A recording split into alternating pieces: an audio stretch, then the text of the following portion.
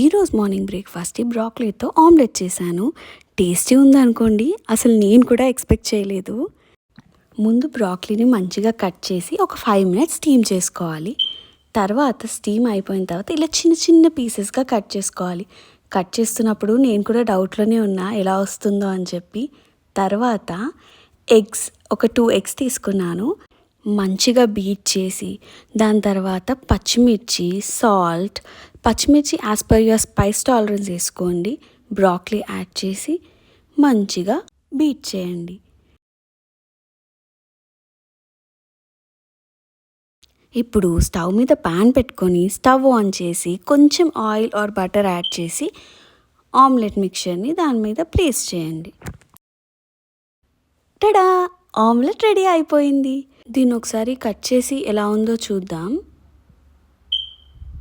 చూడ్డానికైతే చాలా టెంప్టింగ్గా ఉంది. ఒకసారి టేస్ట్ చూసి చెప్తాను ఎలా వచ్చింది అని చెప్పి. నేను యాక్చువల్లీ బ్రాక్లీని అండర్ ఎస్టిమేట్ చేశాను, కానీ చాలా టేస్టీగా ఉంది.